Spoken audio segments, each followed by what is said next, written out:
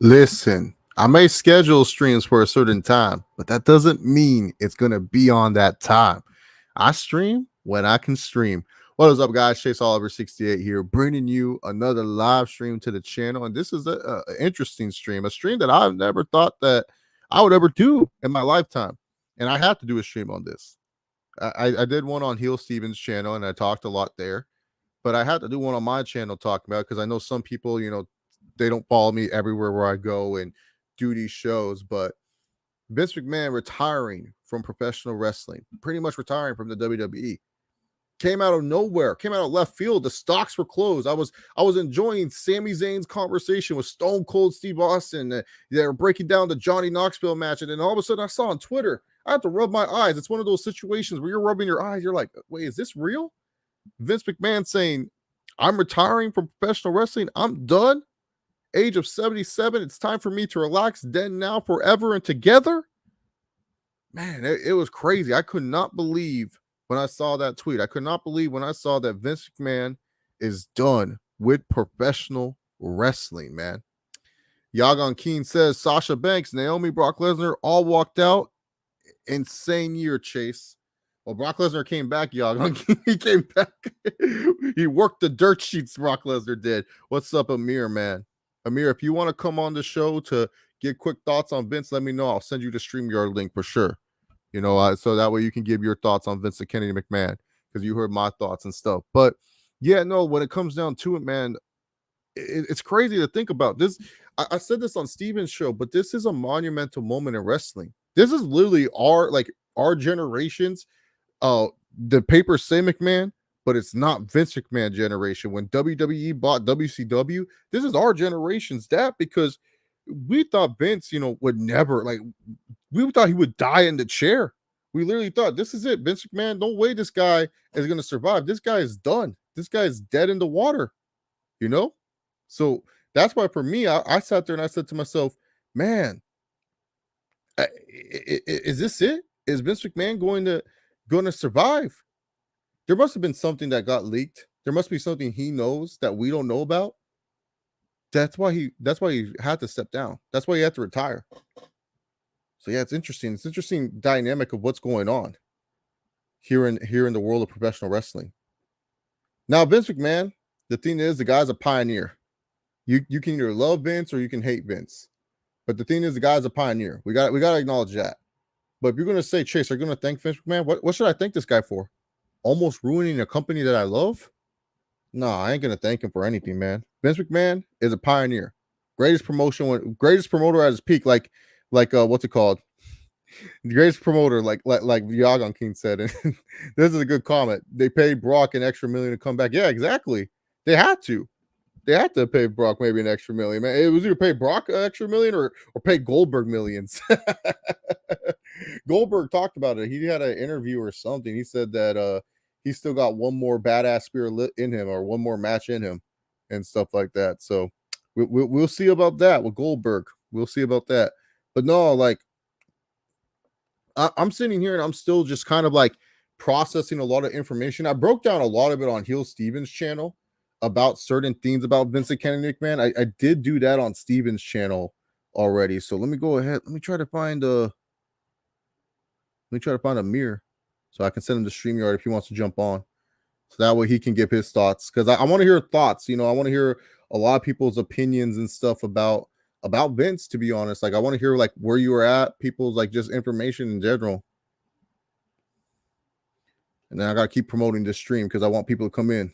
I want people talking here, man. I want to hear all the OGs. Y'all say, Chase, you don't stream too much, man. Y'all don't come in. I'm just kidding. I love every single one of y'all. Yeah, let's go. Video details. Yeah, let's copy this link. All right, let's go right here. Let me hit paste.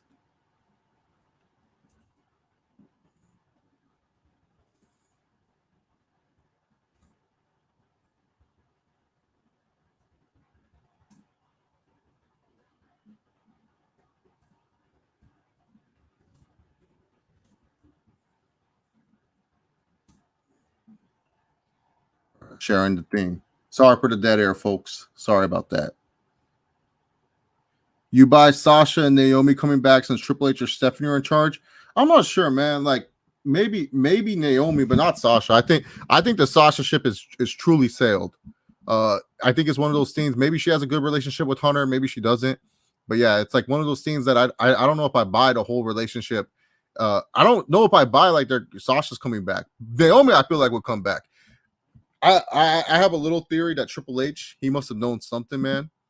Like that's my theory, is that Triple H must have known something, man.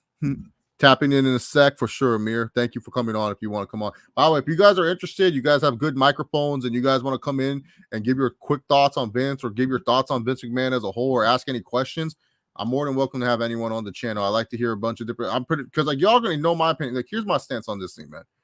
I'm someone with Stephanie McMahon. I'm very positive. I'm a positive person when it comes to Stephanie.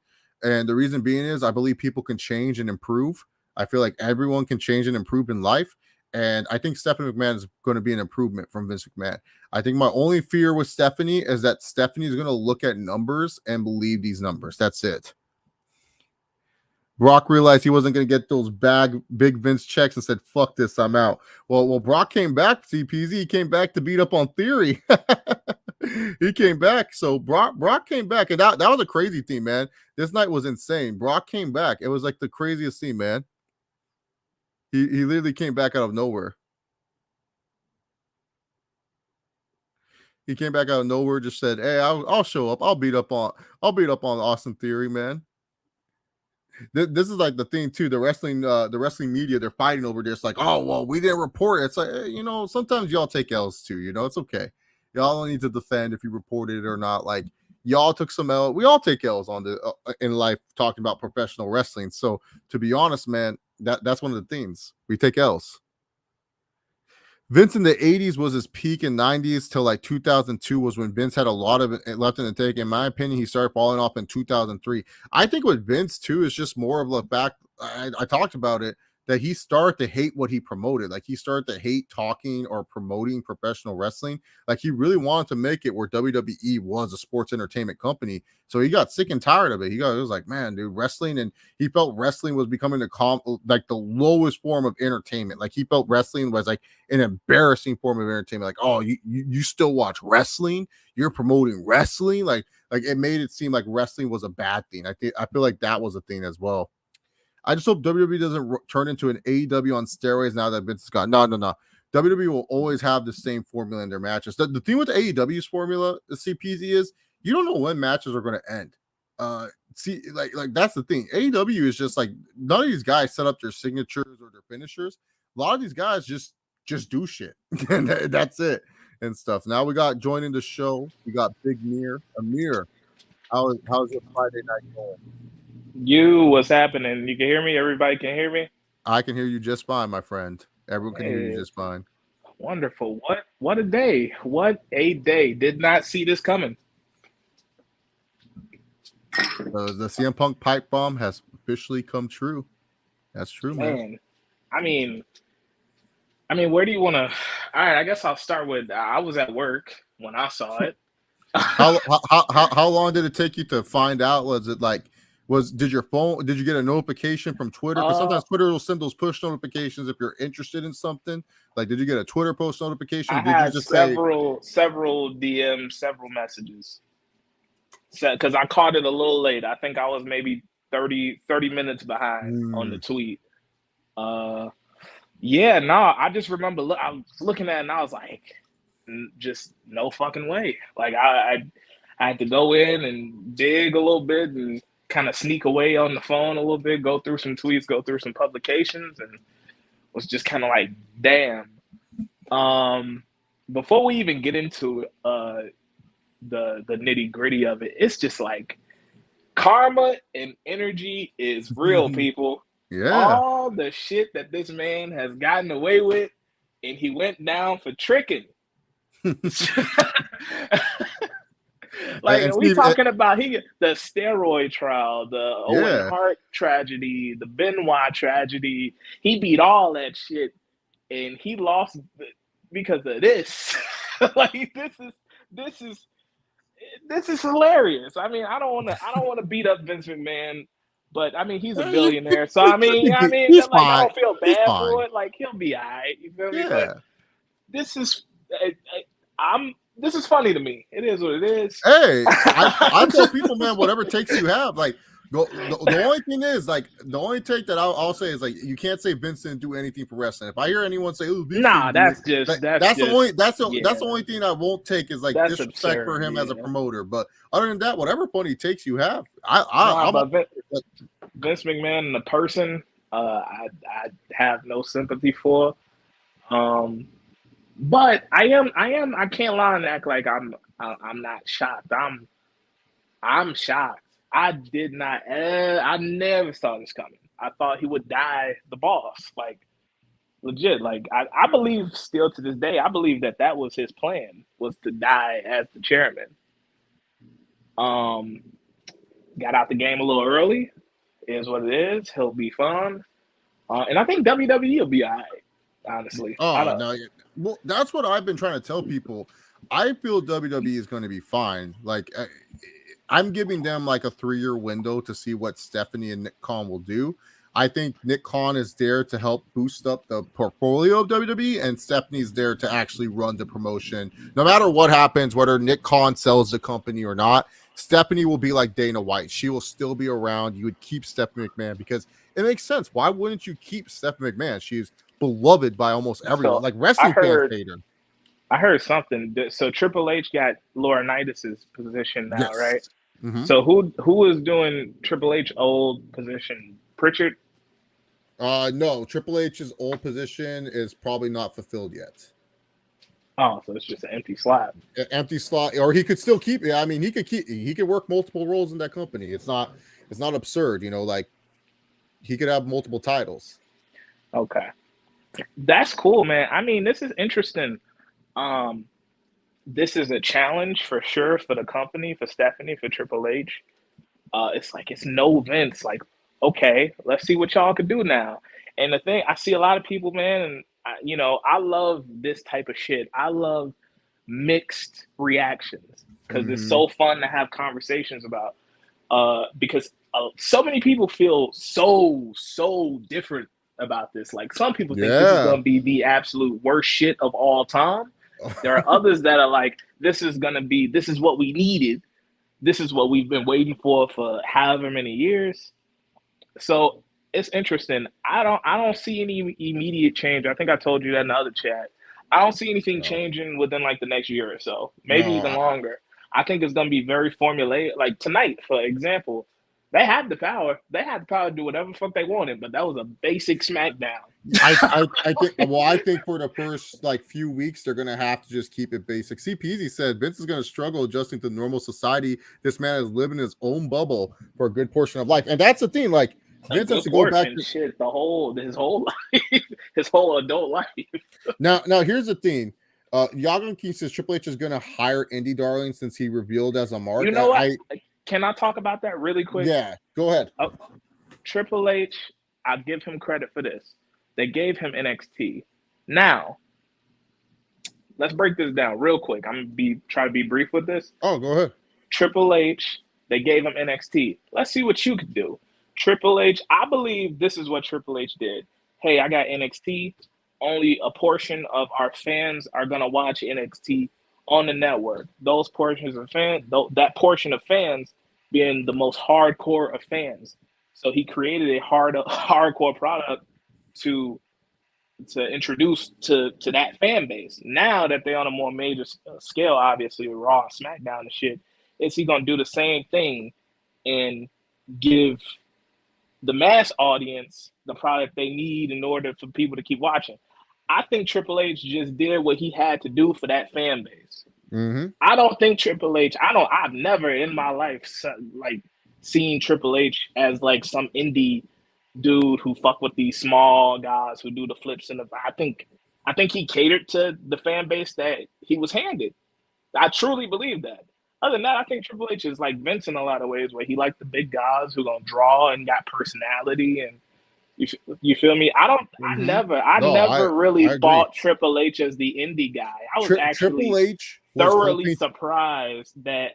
Real quick, I was thoroughly surprised throughout his NXT run that he gave the indie guys that much burn. But I always took it as he playing to his audience. That's his Yes, audience at the that's what I moment. was gonna That's say. his crowd. I feel Triple H looked at it this long term. I'm gonna get these hardcore fans. I'm gonna make these hardcore fans love what I do, so it gets it up, like kind of like Tony Khan, like what Tony Khan has with AEW, where yeah, you can push a Statman scene, your hardcore fans ain't gonna care, but that's just one guy you're trying to push. Everything else they love, and I feel Triple H was trying to do that with these indie guys, and I think Vince never saw that vision of like the hardcore wrestling fans sticking around. So that's why he didn't like it. And then also too, Triple H didn't have the NIL, the next in line for the college athletes like back in the day. He would have to hope these football players wanted to come to WWE. Now, these NIL kids, you know, who don't know if they're ever going to succeed in their own sport, Triple H can be like, hey, come here. You can come to WWE, you be a WWE superstar. Now they're actually going to see return on the investment with the Performance Center. And I feel like with Triple H, that's the thing. Like a lot of people are not, like a lot of people just see, like a lot of people hate Triple H for his ambitious idea of expanding NXT to all these countries and stuff like that. Like, Well, oh, that's what I'm saying with Triple H is I think the NXT run, even though it ended the way it ended, but which seemed like due more to health reasons than performance. Yeah. Besides all that, Triple H did an excellent job with NXT. I think Triple H should be revered for his NXT thing, because what was NXT before Triple H got his hands on it? Do y'all remember NXT in the game show? There was one season that just like never ended. It was bad, man. Yeah, that comeback season was still going on, man. It was a comeback season. 3-year season. Shit, it was like Naruto. It's just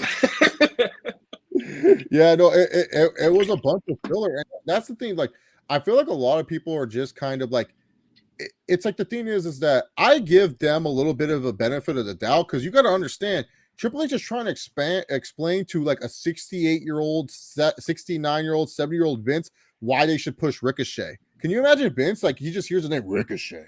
Why would we push that guy? Like, that's going to be hard for this guy to understand. When you're that old, you're stubborn in your ways, man. Like, it's just a thing. Like, I remember when I would talk to old people, like at my old retail job, it was hard to explain to them about a fucking app.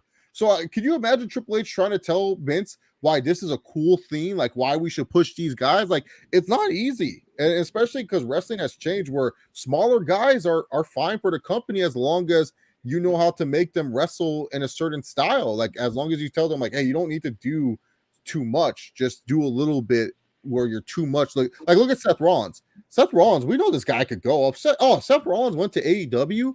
All the AEW fans will love Seth Rollins, but what does Seth Rollins do? He wrestles his WWE style. He wrestles smart. He does his thing. And then when he goes hard, it goes hard. And that's when people go like, I remember Seth Rollins versus Edge. I remember Seth Rollins versus Cody. Like, you get what I'm saying? Like, that's what they need to do. And sometimes with certain wrestlers, it's kind of like, do you remember like Kenny Omega's matches that much, Amir? You're like, oh. No, I mean, they're long. Yeah, but do you remember them? I remember them being very long. Yeah, but do you remember? But can you remember like Seth Rollins? Exactly. So that's why Seth Rollins is one of the best.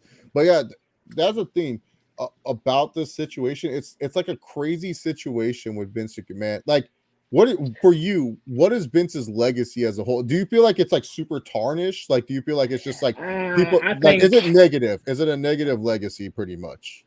No, I think it's gonna be somewhere in the middle, man. And that's okay, because two things could be true, and people, I understand the people that look at Vince and are just like, fuck this guy. I get it. But I also understand it's gonna be, when I look at Vince like the man. I don't really know Vince the man, but I've heard, we all hear stories and watch these interviews and hear all these horror stories about working with Vince and him covering shit up and him getting away with murder and all types of things. But I can't sit here and deny that, like, WWE in specific, professional wrestling, whatever you want to call it, that's my first love. Like, there's never really been a period of time in my life where I haven't been watching wrestling in WWE in specific. So I'm appreciative. I mean, let's be real. We're on a YouTube channel. We're on a YouTube channel talk about wrestling. It's like one of those things. Like, that's how much we love this thing. And that's due to Vince. So I mean, I appreciate him in that aspect. but I'm not gonna feel sorry for him. And I mean, the shit was gonna end eventually. You know what I mean? This is a 77-year-old man, whether he was gonna die or retire. But ultimately, if I had to put an overall perspective on what his legacy is going to be, ultimately it's going to be negative. From wrestling fan standpoints, there are a healthy amount of wrestling fans that are going to slander him. And then if you just look at the rest of the world and how people just view wrestling in general as like the joke of entertainment, it's going to be negative. Yeah, ultimately. How do you think the writing team, CPZ asked, will be under Stephanie as opposed to Vince? Honestly, until she cleans up Bruce Pritchard, as you mentioned, as Bruce still has that pen, until that happens, I don't know. I just don't want Stephanie in creative. We've seen her in creative. She's not good at that. She's a good PR base. It's going to remain the same. I think they're going to do the same shit. I genuinely don't see anything changing. Like, are we talking down the line? We talking 2-3 years from now? Yeah. I could see them maybe having less writers, but nonetheless, they're still going to hire like the same type of writers that they've been hiring over the years, like the comedy writers, the sketch writers, the regular television writers, the people that don't know what wrestling is. Like that one writer who called Bobby Ashley. Right. Like, and I mean, and at the end of the day, man, like, that is not their fucking fault. They don't watch this shit. They don't know nothing about this. Like, they, you know, yay. I mean, I feel like it's good to have people who don't watch it, but I feel like the people that need to like be back there, no more of these old timers like Road Dogg and shit, because they're such bitter. They're bitter about other stupid shit that you shouldn't be bitter about. Like, back in my day, I wouldn't say no old timers. I think old timers are a necessity in a way. I don't think there should be any old timers back there that weren't fucking over, like a Jesse James. Get your ass out. Why are you here? How can the Road Dogg tell me how to get over? You feel me? I'm not trying to hear it. like for example, I'm cool with an Abyss. Like, hey, like Abyss is a good guy that, you know, good agent. Even you know, Abyss, if we got Abyss back there trying to make superstars, I have a problem with that. If Abyss wanted to tell me how to who would you choose? Who would you construct a hardcore match? I'm with it. But Abyss telling me how to draw money, I'm not about to listen to Abyss. If all right, let's wipe all of the people they got back there. Road Dogg, whoever else, Michael P.S. Hayes, if he's still around, I don't even know. He is. Sadly, Michael P.S. Hayes is still waddling around back there. And even then, Michael P.S. Hayes was over. He was just over way too long ago. Like he was over in like the 70s. You got to get rid of him too. I think. Go throw Bret Hart back there. I'll listen to Bret Hart. You want to tell me how to get over? I'll listen to Bret. I'll listen to, if The Rock will never fucking do it, but somebody like that, like somebody who was actually popular. Like I feel like Nash. Shawn Michaels, what they have at NXT is perfect. Shawn Michaels, Nash, who else? Like somebody, give me 20 years ago. If Rey Mysterio, if he ever became an agent, like certain people, like people Cody? who are Cody. Yeah, sure, why not? Like people who are actually stars. The Road Dogg can't be back there telling me how to get over because you weren't really ever over. Well, for me, I still think guys that even like it's like football. Bill Belichick sucked at football, but he's still one of the great coaches. So that's different. That's different. I still think I just don't want people that are saying like that use their experience and say it will work for you because not everything is going to work for you. Well, Amir, thank you for coming on. I got another guest coming up on here. Where can the great people find you? Oh, yeah, the Big Mirror Podcast on YouTube. Other than that, all social medias are The Big Mirror. Perfect. Well, thank you so much for jumping on, Amir. I always love appreciate your opinion, and hopefully you can come on future episodes, man. Well, obviously you're going to be on, but absolutely, just hit me. All right, take care, man. Have a good one. All right, guys. Next guest I have, one of my favorite people, owner of SpinebusterTees.com. He's going to have great opinions on Vince McMahon, and I cannot wait to bring my good friend JD Venom onto the stream. Justin, what's up? Hello, everybody. I can't believe it. Jeff Jarrett is going to be getting double paid next weekend. It will be beautiful. It's Beautiful. beautiful thing. I love wrestling so much. Justin, where were you when Vince McMahon was announced his retirement? What do you remember? What was going on? You actually took a nap, I think. I remember. Yeah, I was asleep. I was dead asleep. So, yeah, no, I was asleep. I think I took a nap probably maybe about 30 minutes before the news broke, and I woke up probably around like 5 o'clock my time to see that the news broke. And so I went to my YouTube channel, or not to my YouTube channel, but I went to YouTube or whatever, and I saw Cultaholic, and it said Vince McMahon retired. I was like, retired? Or did you think it was a work? Did you think it was a work at first? Do you think, oh, this is some storyline that WWE is doing? No, I didn't think it was a work. I mean, because it was kind of like the proof was in the pudding, and with the news and everything. Like, of course I thought about limo explosion storyline all over again. So I thought about that, but yeah, but outside of that, man, like I just thought I was like, holy, and I was thinking more of like, okay, well, there's gonna be some real change in wrestling WWE. But to me, this is the biggest story since WCW got, Vince McMahon buying WCW. Like, you know what I mean? So if you guys didn't, watch or lived in 2001, like that was our biggest story in our lifetime. Yeah. You know what I mean? So this right here is the biggest wrestling story in our lifetime until like something else crazy happens, like WWE goes out of business or something like that. But yeah, man, it's crazy. It's crazy.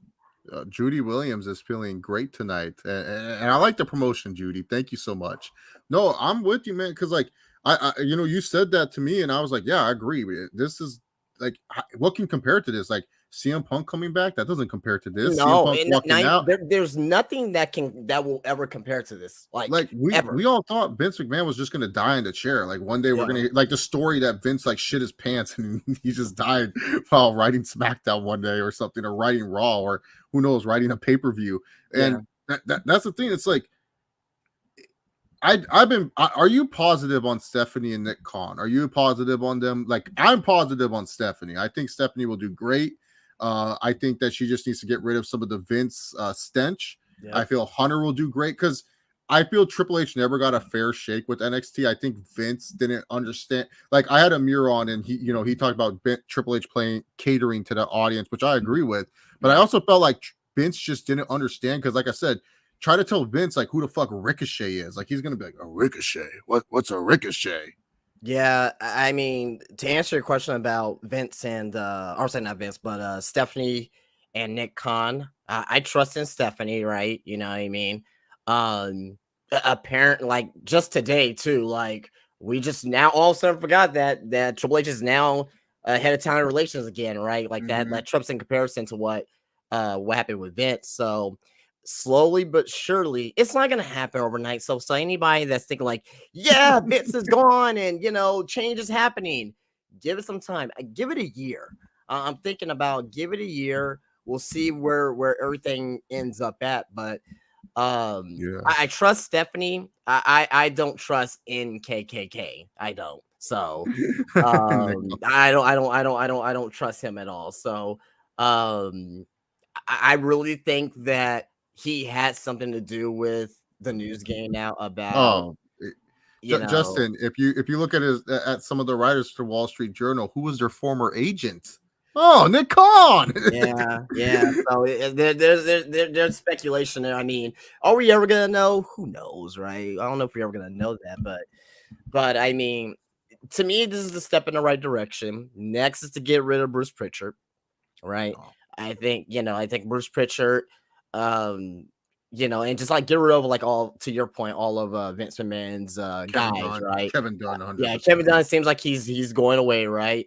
And you know what? He's definitely not. You know what? He's definitely not gonna be in WWE no more. Did you see the freaking production at SmackDown tonight? It was awful. Good lord. Already, like I don't like Kevin Dunn like that, but like when it comes to production and like certain things within the production, like Kevin Dunn's like fucking great. Right? Yeah.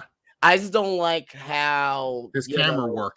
Yeah, the jarring, yeah, like, that extra stuff, right? But yeah, man, it's gonna be very interesting, man. Like I can't, like I said, give it a year. You know what I mean? If anyone who's watching tonight thinking that there's gonna be change immediately, give it a year, right? We're gonna start seeing it slowly, probably in NXT first before we see it on the main roster. I was gonna ask you this, Justin, because you're an NXT guy. You and I watch NXT mostly regularly. Right. Black and gold. Do you care if it comes back? Do you feel it needs to be back? Do you feel like the only black and gold we need is A-Kid's new gimmick, or is that the only black and gold we need, or do we need the black and gold, the actual like feeling of it back? To me, it doesn't matter as long as, like, so I can put it to you this way, right? Everyone say, "Oh, bring back the Attitude Era, bring back the Attitude Era," right? If we bring back the Attitude Era, then it's just gonna, like, I think wrestling will go back, right? In a way, right? So you can bring parts of it back, right? So you can bring parts of the black and gold back, right? You know what I mean? Make it less colorful, right? I think that's something that you can do. Make it less colorful, make it a little bit more gritty, right? Yeah. But you don't have to do NXT black and gold all over again, right? You can move forward as long as the writing, the booking, the push of the right talent is in the right place, then that's all I care about. And right now, if Triple H is gonna be fully back in charge of NXT and and possibly head of creative within WWE, sign me up. I'm all up for it. And right now, I want Jeff Jarrett as creative, Justin. You know this, man. Hey, TNA won the war, damn it. Jeff Jarrett, Abyss, AJ Styles, Petey Williams, they're all back there. Yeah. Who would have thought that Vince McMahon would retire before Ric Flair? Oh, for real. Who'd have thought that? Yeah. Yeah, I mean, like, Ric Flair's last match is coming up, right? But you could have waited a week. Yeah, like, I mean, but yeah, it's crazy, man. Like, we're never gonna see anything like this again in our lifetime, man. Yagan Keen asked a good question. Will Triple H and Stephanie create another boom period? It can happen. Again, you have to be patient with this, though. I think it can happen, but it's not. Again, it's not gonna happen overnight. Like these, like, for example, right? Like whenever the Attitude Era came in, right? It didn't happen overnight, right? Like it started like in late 96, early 97, right? Stone Cold Steve Austin and Bret Hart had the rivalry, and Austin and Hart had their match at WrestleMania 13, right? But it wasn't the Attitude Era yet, right? Yeah, it started to gradually happen.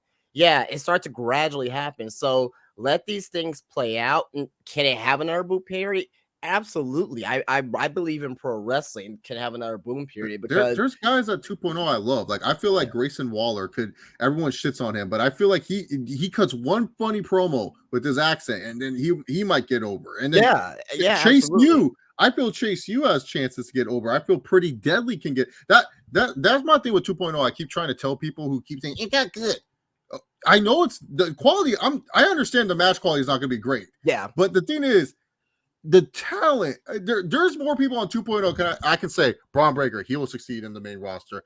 Carmelo Hayes will definitely succeed in the main roster. Grayson Waller succeed. Like the list could go on and on. Like that's why I watch 2.0. The talent is so good. Like the matches, I get it. Joe Gacy versus Braun Breaker is not for everyone, but it's for Chase Oliver, and that's all that matters. It's like it hits there. CPZ says he's concerned Triple H is with a pro wrestling mindset. Vince booked for the casuals. That's why I want Jeff Jarrett as head creator. Look at what he did with TNA. He knew how to get the casuals and hardcore fans. Yeah, I mean, we'll see on that. But on your 2.0 take, Chase, like there's a lot of names there. And if you watch NXT 2.0 as if you're watching NXT Black and Gold, you're not watching it correctly. Exactly. You cannot watch it that way. This is a new product, right? It's not 2.0. It's not called Black and Gold Continued. Yeah, like I'm watching NXT for the development. It's really just you're just watching indie shows every single like an indie show every single week with the WWE polish on it, pretty much, right? So like guys like look at this idiot in the comments, Anthony. Get out of here, Anthony. Black and gold. Go watch A Kid wrestle. There's your black and gold on NXT, Anthony. God. I can't escape him. I can't escape him. Yeah. Like we're just here talking about pro wrestling for someone who doesn't even watch wrestling anymore. But I digress. You can't even turn on you can't even turn on AEW. No, that's woo. He calls it the other company. Yeah, he can't even name it by company. But someone like Julius Creed, right? He's gonna be a star. That guy's Tony D'Angelo. Tony D'Angelo, Tony D'Angelo.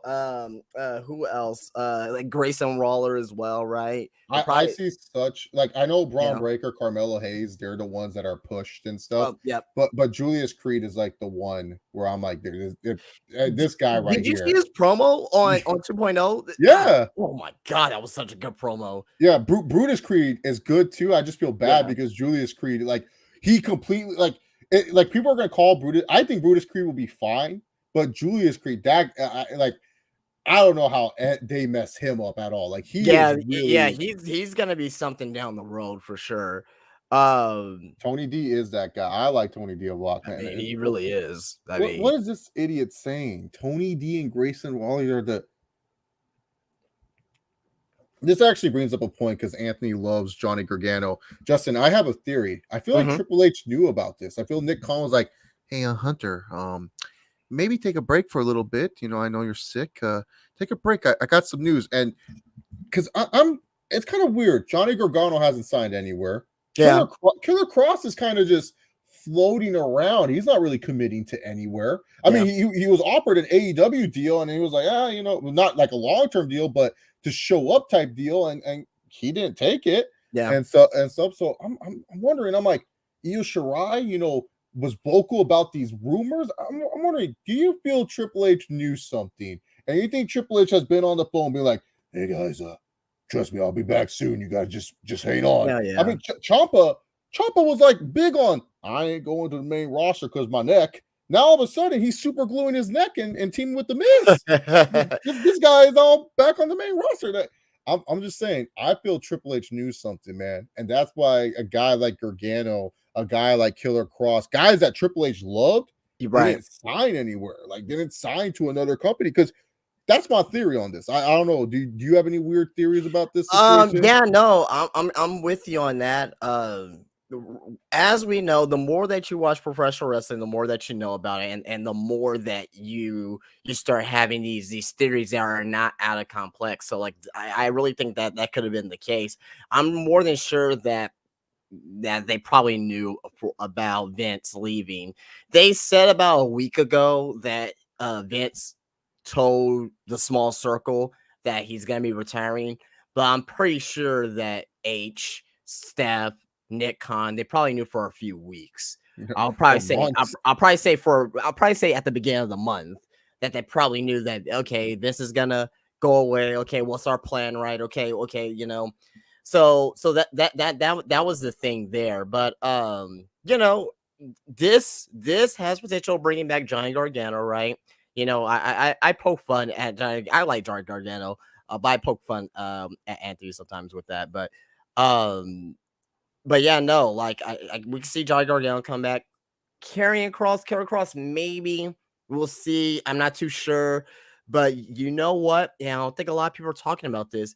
This could potentially bring back Sasha and Naomi. Yeah, I personally said I don't think Sasha's coming back, but I feel like Naomi for sure. But Naomi for sure. But what was the reason why Sasha left? Sasha left because of the whole tag team division, right? They felt that they were disrespected, right?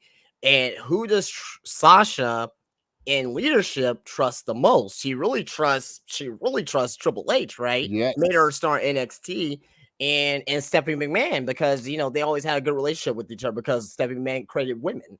Her and Ronda Rousey, they both created women.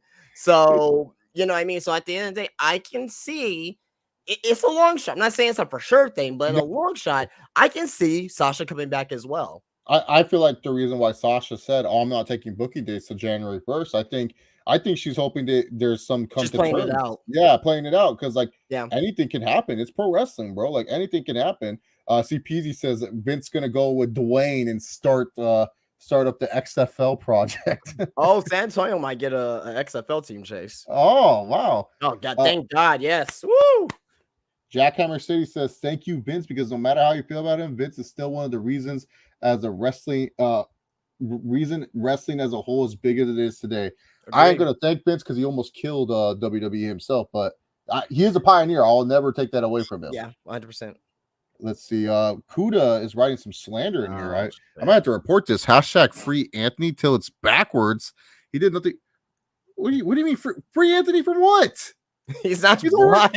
He's not blocked or anything. He's free. What are you thanking Kuda for, Anthony? You guys are trolling. This is worse than when you guys came on my stream and started asking about Uncharted. Fucking assholes. Who's going to be the person that's going to hold these stars accountable and put pressure on these guys like Vince did? Jeff Jarrett. You guys don't think Jeff Jarrett can do that? I think he can. Justin, do you think Jeff Jarrett could do that? Repeat the question. Okay. Who's going to be that person that's going to hold these stars accountable and put pressure on these guys like Vince did? Probably Jeff Jarrett. Yeah, I can. Yeah, I mean Jeff Jarrett. In all seriousness, yeah, maybe Jeff. Maybe I was gonna say Tony. Maybe maybe Papa H. You know what I mean? But quick question, real quick. Everyone's talking about, and you know, it's kind of wrong of me to bring this up, but it's a talking point, and you know, we have to think about it. Do you think that AEW, right, and some of the stars that left WWE originally due to being released or being unhappy or whatnot, right, can look over and be like, Vince is gone.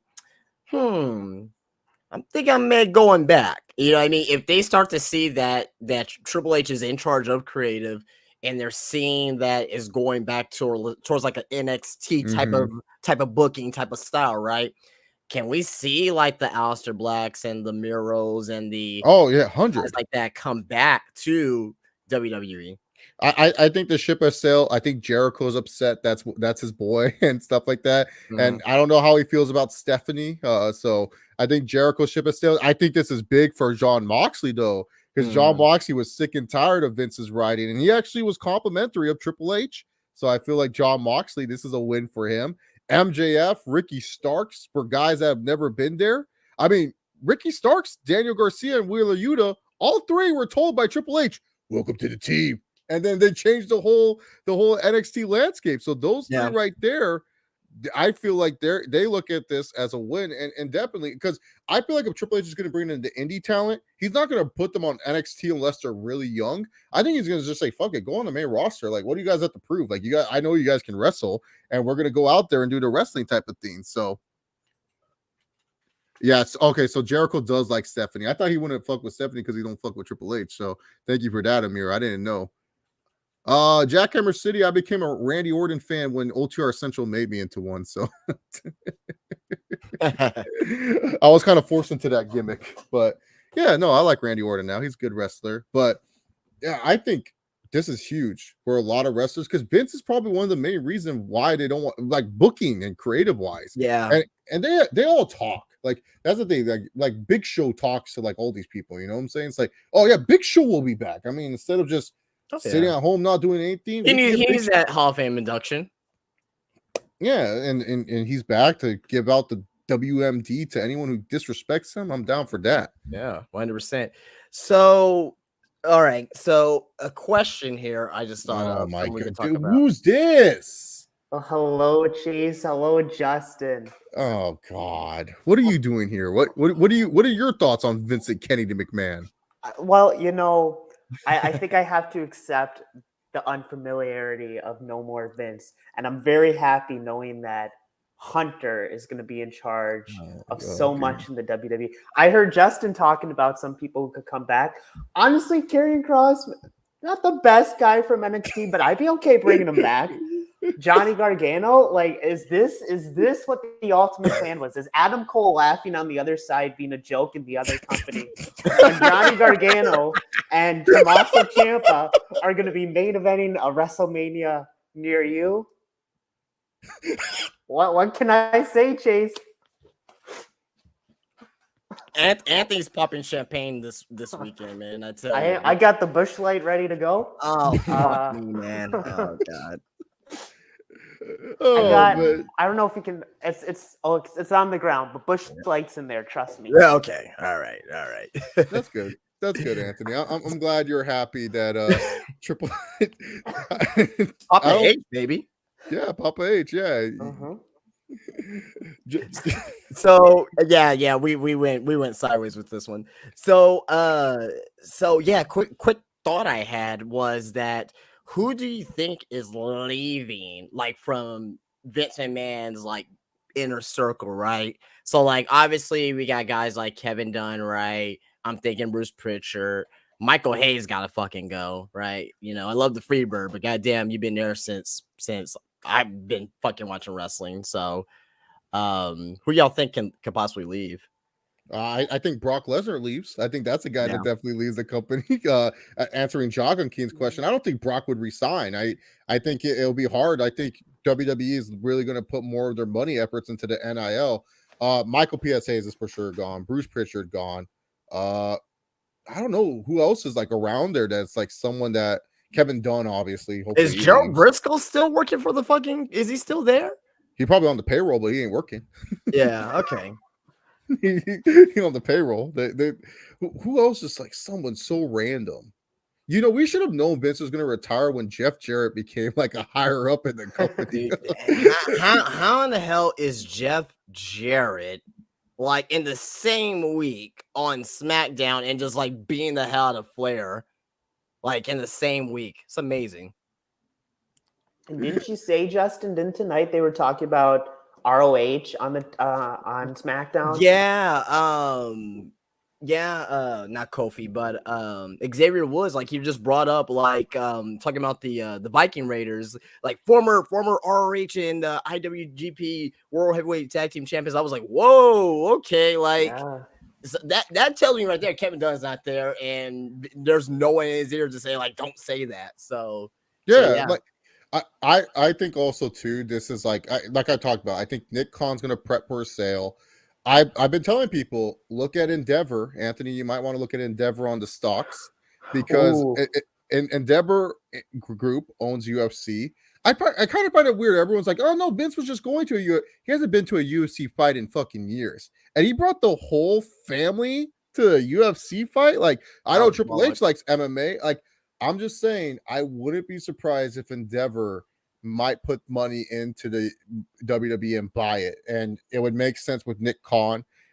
There's potential suitors to also buy WWE, like Apple, like Fox, like or Disney, like NBC. But I'm really looking at Endeavor and I'm saying to myself, I wouldn't be surprised if they sold that company to Endeavor because of the fact of UFC relationships. I think it's possible, and I think both sports are very crossover with each other. Like you can get WWE guys go to MMA or MMA. I mean, look, WWE they just signed an MMA fighter. They just signed Valerie Loretta, who's one of their bigger stars, Ronda Rousey, and a lot of the guys how they wrestle that MMA style. That's like the hip new style that everyone loves. You know, the MMA style. So a lot of crossover from that brand, and you know what? I said years ago, Dana White would be the perfect replacement for Vince McMahon. Sign me the fuck up. If I can get Dana White doing press conferences, can you imagine him talking to the wrestling media? Brian Alvarez tries to get a promo in. He goes, "Shut the fuck up." He just tells them what's up. So. I can definitely imagine that 100%. Who Anthony? You're more of a business guy. Who do you give the edge to between NBC and Disney of buying WWE if those were the two companies? I mean. So it's I think NBC just because like they're in love with WWE's content, but like man, Disney 100%. Could be like, what money do you want, Vince? Just write it down and we'll give it to you. So like but I mean Disney hasn't really ever done anything with WWE, so why would they want it? While NBC like lives WWE, so I think it's NBC, but Disney could easily be like, yeah, we'll take it.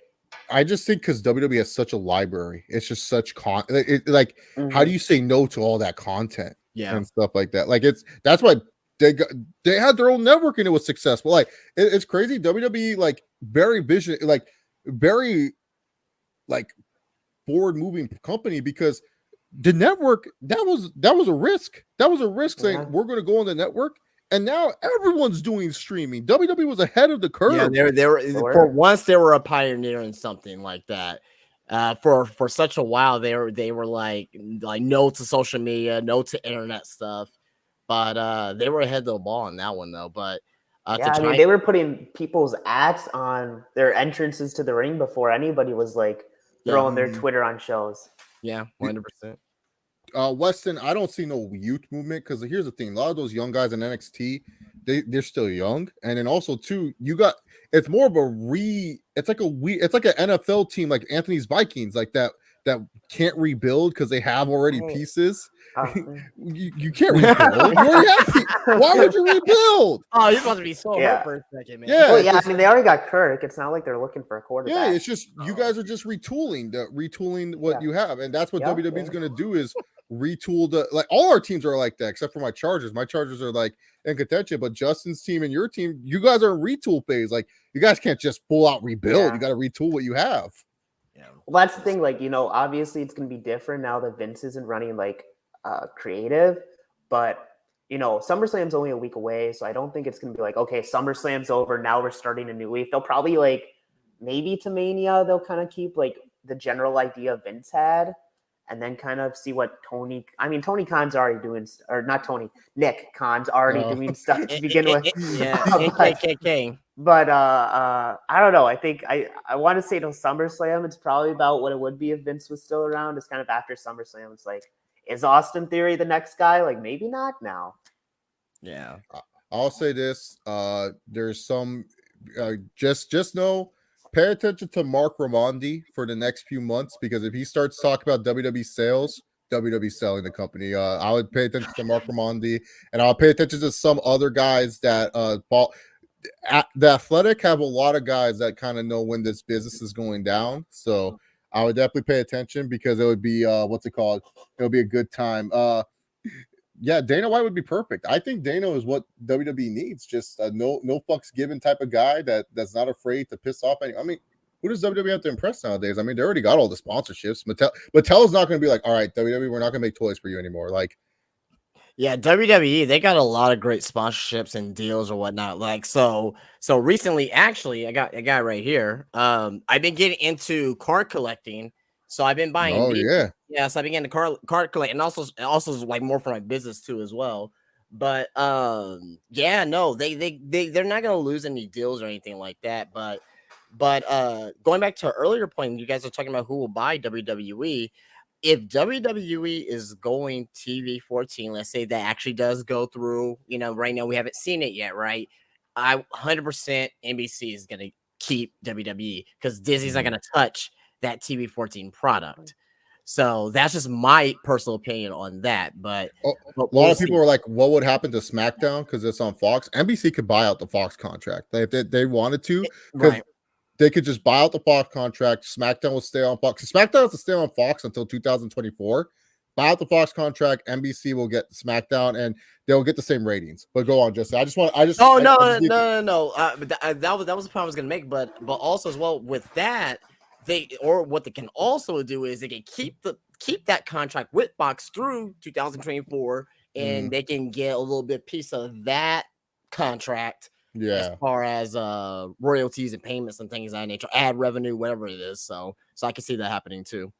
Yeah, because NBC, they love their WWE. Like, there might be a Universal Studios ride of WWE, WWE land. I know, right? Yeah. The attitude adjustment or something like that, what I mean? Oh, that can you imagine just sitting on a ride and you get flipped over? Yeah, you get flipped over. Yeah, you know what I mean? Man, dude, yeah, because this Anthony, where were you when Vince retired? What were you just like chilling? Were you just like I was working. And I pull up the phone, and Ace sent it. I'm like, wow. I still part of me is like expecting to like see Monday, like Vince walk out, and it's like, nah, I'm still here, or SummerSlam, have him walk out like that Wolf of Wall Street theme. I'm not leaving. No. Like, I'm not leaving. I honestly thought the only way Vince would ever step down was because he died, exactly, or he was like on a deathbed and could not even then, he'd probably find some way to like. I'm not I can't retiring, believe damn it. Like I can't believe it. It's shocking. Unreal. Well, again, we're never gonna see a bigger story than this because Vince McMahon, whatever your thoughts is about him, where if you love AEW, if you love WWE, if you love all wrestling, Vince McMahon is professional wrestling, and without Vince McMahon, we wouldn't be fans. Nope. We would not be fans. We would not be fans. We wouldn't be watching the product. We wouldn't, love or hate NXT or love or hate AEW without Vince McMahon. None of these other promotions will be around without Vince McMahon. Call it what it is. You know, like look at us. I mean, we've all been friends for how long, and it's because of professional wrestling. I had Amir on earlier, and we talked about we're on YouTube. What are we talking about? Professional wrestling. Like, whether you falling out of love, whether you like stay in and out. I mean, I'm going to SummerSlam with MJ, and MJ is like the most casual out of our friend group when it comes to watching professional wrestling like that. So that's the thing. Wrestling, there's a love for it. Yeah. And it's like now it's just like it's like different because like now it's like like Vince now is no longer in charge. Now we got to see who else is going to bring up to the next. I mean, now Tony Khan, like, is there any pressure for I'll say for Anthony, the other company, Justin? Fuck it, AEW. Is there any pressure for any? I don't think so, but I just want to hear your guys' takes. No, 100%. And I think I'm not saying AEW is going to be in trouble or anything, but like. You know what I mean? And you guys know me. I tell the truth. If I like something, I like it. If I don't like something, I don't like it, right? And AEW last week, I mean, the main event and the ending sucked. It was bad. I hated the ending of that by wire match. But they have pressure right now because they already have disgruntled up and coming talent, right? Their homegrown talent. They're already disgruntled, right? Ricky Starks, and I can go on MJF, I can go on and on, right? But again, to my earlier point, guys like Malachi Black and guys like maybe Keith Lee and Swerve, even though they won the tag team titles, they can go back and look at WWE and be like, oh, you know what? Maybe I want to come back.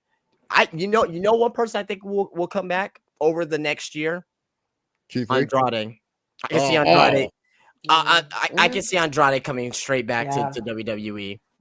You know what I mean? Because he loved him. He was actually being used pretty well. He was a long time United States champion, right? He had a little faction group or whatnot. You know what I mean? He had great matches, right? He never looked, to me, he never looked weak. He could have looked stronger, but he never looked like weak or anything. And obviously the elephant in the room, Charlotte's there, right? So I can see Andrade going back. You know what I mean? Will he be a big draw over there? I'm not saying he will be like a big draw, but I could just see him going back. Oh, I mean, one of the best matches in NXT was Andrade versus Johnny Gargano. I mean, it makes sense that he would, with Triple H having a little bit of a higher position again, it makes sense for him to come back to WWE. Yeah. Degenerate Shargon brought up Yagaki brought up a good point about how Disney's going to have like the Marvel TVMA and the TV14. I think that Degenerate Shargon's a little bit different because those are like shows they're going to put a lot of money into and stuff. And WWE is a little bit different where it's like live television. Like they don't have much control. Like, yes, it's TVMA, but how much control will they have over like a TV14 WWE? You know, like Disney's a very controlling company. Like they're very controlling. So that's what I feel like what Justin was saying. They wouldn't pick up that TV14 because it's live. It's not like they can control every little It's live TV in front of a live audience with real people. I'm putting this in quotes, real people, right? Like there in front of you. The TVMA product.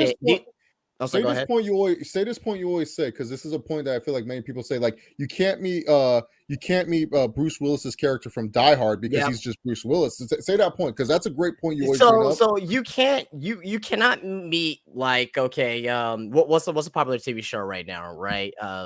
Give me something. Better Call Saul.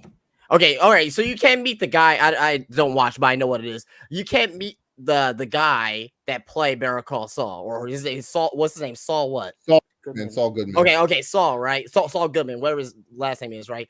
But I can meet the actor, right? I can actually meet the actor, right? But I can't meet Saul, all right?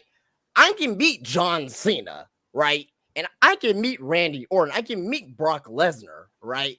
I can meet these people, even though they're wrestlers and they are characters on TV, they're still real people. So in this particular case here, like I think it will hit a little bit too home for some folks if Apple picks up WWE and they have a TV 14 rate. I just don't see that happening. I don't see Apple investing into that. Even though I think it will be a good investment, but I just don't see them keeping that TV 14 rating. Anthony, should people be concerned about WWE since Vince is not in charge? I mean, no, it's just going to be different WWE. Like, and I don't know what a different, like, we were talking about this ourselves like a week or two ago. What WWE does a really good job is like establishing their top stars. So I worry a little bit about that because obviously Roman's days are not that much longer. So it's like, who's going to be the guy to fill? I mean, Cody, yeah, like he's good, but I mean, I don't know. Outside of Cody, like who? I know Austin Theory is like, or Theory's the next big one, but I don't know. I worry that a little bit. Like that's probably my biggest worry. Is like, are they going to be able to fill the shoes of like the top stars like they have been? It's hard because that's my concern. That's why I like 2.0 because there's guys where I can at least pick a bunch of them and say, okay, one of y'all will hit. I don't know which one, but one of y'all will hit. Like it just depends on the audience and how the audience transitions and stuff. Because like should people like? That's why I asked Vince's new golden children going to be okay. Vince's golden children are fine. They're going to be fine. Like whoever's the top guy now is going to be fine. It's more if you're a mid-card guy and everything like that. That's where you have to worry about them. Like, what are these guys going to do? How are they going to change? Like, are they going to, like Ricochet? Is Ricochet all of a sudden, like, now we're going to focus? We've heard reports they wanted to focus on Ricochet, but they haven't done shit with him. I mean, the guy just comes out with his little, pew, like his little shooting sound, and that's it. One guy I feel a lot better now is Gunther. I was like, I like him. I'm like, IC title might be his ceiling, but now that Triple H has a higher position, like I will be shocked if he doesn't win a world title in WWE. Yeah. I always felt Vince liked him just because Vince, but it's in the, he loves in the most characters. Yeah, he loves the stupid boring. Look at Rusev. Look at all these. Like I tell people, don't worry about that. But yes, I agree. I think now Gunther, 100% now is going to be like a world champion. Like it's going to be and he'll be great. I mean, look at what he's done. I mean, put in a lot of work, put in a lot of effort, and we won't talk about his girlfriend actually. So fuck him. His wife or whatever. Yeah, I'm sad. Yeah, wife now. You're right, Chase. Yeah, I was talking about his ex-wife. But yeah, no, like that's the thing. Anthony, do you feel like your least favorite company of all time, the other company? Yeah. What's it called? No, I don't know. But go ahead. Do you think they're gonna have pressure now with WWE? Like, because now people are gonna. Do you feel like there's an extra pressure for the other company now? I mean, they definitely. So, I mean, they should have had pressure for a while now. I mean, they've been just so middle of the road. I mean, that's part of why I don't watch. It's like they have like it's crazy to me how much talent they have. Like John Moxley's good, but like you bring in Daniel Bryan and you give CM Punk the title before him. Like that just makes no sense to me. I know Daniel Bryan's hurt right now. That's probably part of why. But like Bryan Danielson. Bryan Danielson. Yeah. Don't say his slave name, all right? Yeah. No, I would have like if not Adam Cole, I would have thrown the title on Daniel Bryan, and I don't know. And like MJF too. Like I'll talk about him because I really like MJF. Like they did a really good job with him. He's one of their best. Like obviously by far their biggest star they've made. Not even close. There's nobody even close to him, and they're gonna lose him. They're going to lose him to the WWE in a couple years, and they have no one to blame but themselves. Like, how on earth is his only title he won is a stupid ring? Like, that makes no sense. Like, they are blown. That has like no, like it does nothing. Like, I just win the ring. Like, there's like no. At first, I thought it was like a Money in the Bank type of thing when they first did it, but yeah, it's retarded. I hate it. I don't know. Like I almost feel bad because it's like they have such a great talent, MJF, and they're gonna watch him main event WrestleMania in a few years. Braun Breaker was not an intern; he was a former NFL player, and then he started training. He was the son of Rick Steiner, Yeah, he's Scott Steiner's nephew. I don't think DJ Sharagon he was an intern. Braun Breaker is a legit. wrestling royalty. He was just a fullback in the NFL for a bit. So I think in WWE right now, I know we brought this up just a little bit ago, but the next big star, so like your next Cena, your next Roman, I don't think it's even in WWE right now. Not right now. I can't really think. There's gonna be guys that are close, like Braun Breaker, right? I can see him. That's why I like this NIL deal. Yeah, I'm pro NIL. Yeah, I see Carmelo being up there, right? Theory. I think he's gonna be a good heel. As for I don't see him as like a baby face. Like they can put a face of the company as a baby face. But yeah, I don't see that person in WWE at this time. Maybe a few years before we see that. Honestly, the only one that I see at that potential, we talked about them earlier, is Julius Creed.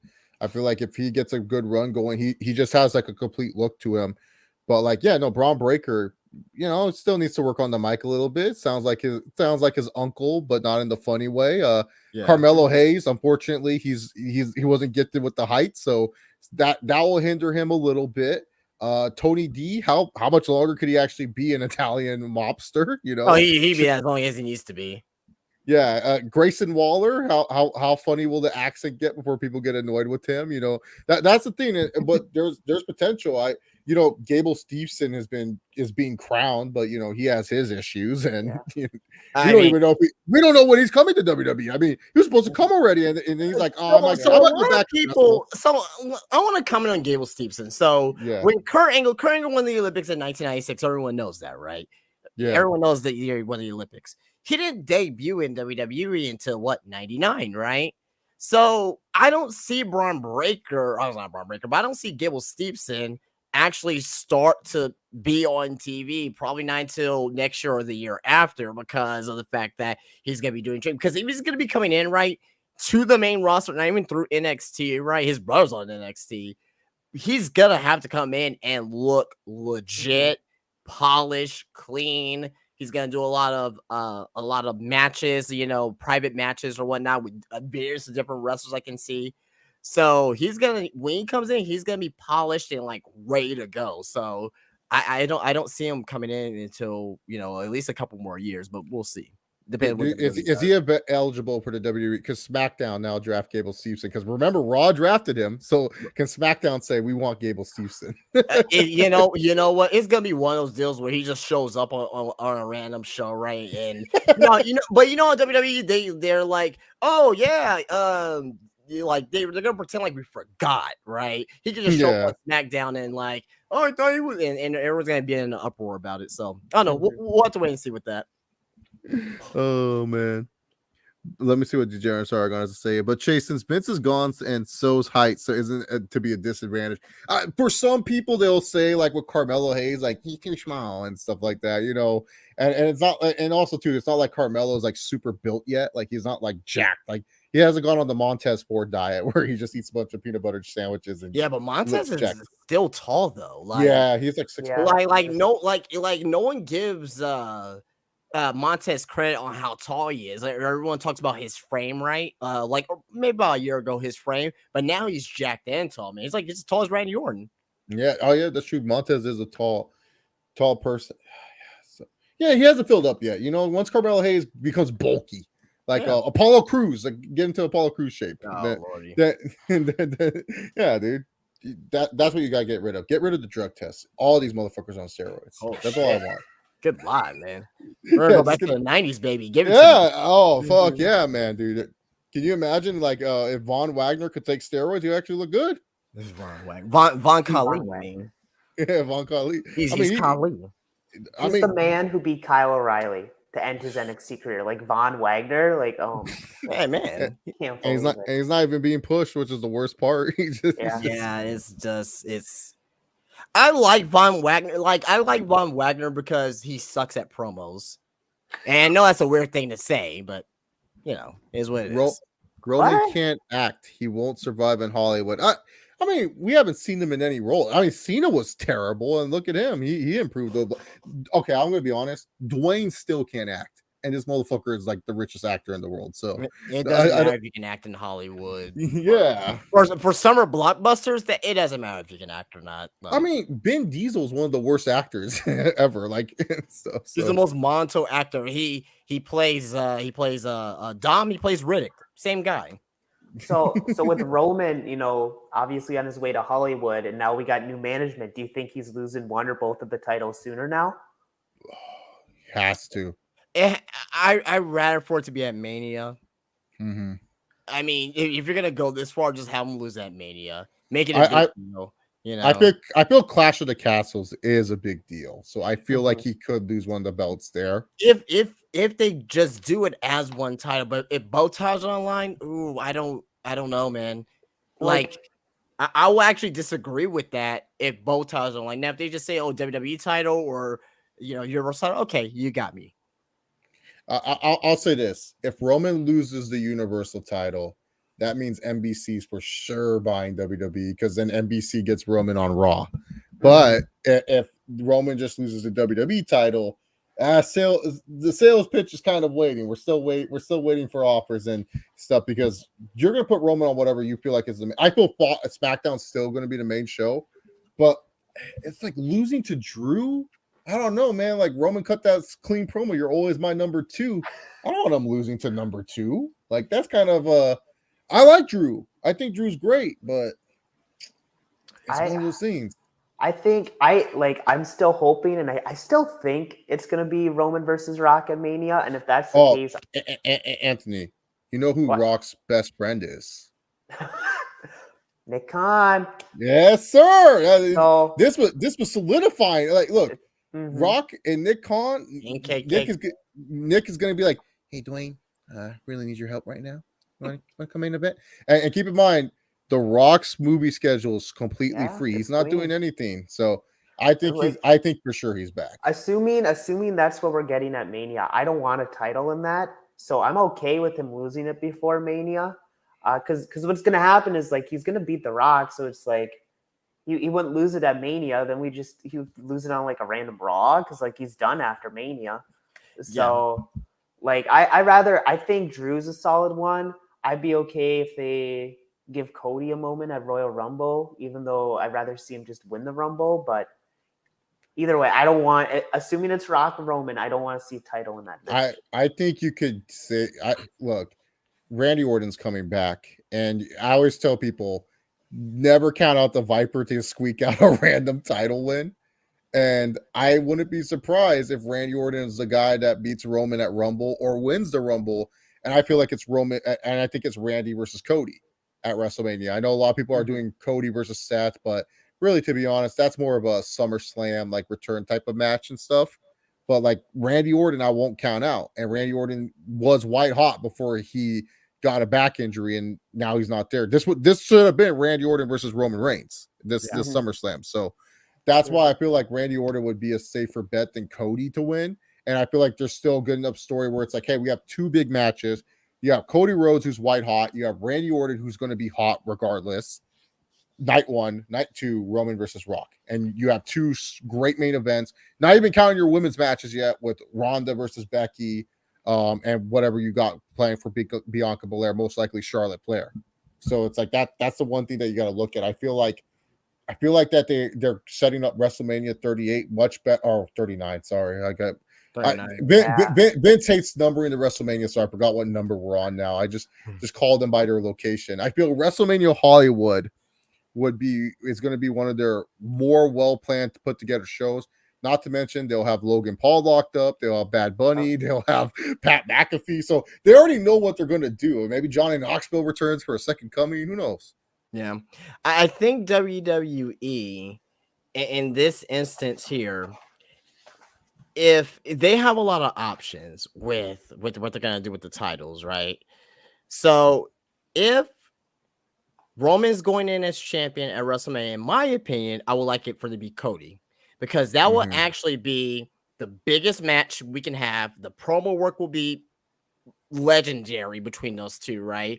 With WrestleMania, and have Cody win at WrestleMania. It's predictable, yes, but I think Cody's deserved that moment. Oh, 100%. Yeah, I think Cody's deserved that moment. But if there's no title, let's say, for example, Roman doesn't have the title at that point, then everything's open. I like the Randy Orton Cody idea. But yeah, it's open. Also, as well, at Clash of the Castle, if Drew McIntyre wins, does Theory cash in and get the title that way? Right? So there's still the theory out there that we can look at as well. So WWE, they have a lot of different options that they can go in going into 2023. Not just a theory, Justin, but also a Tyson Fury out there as well.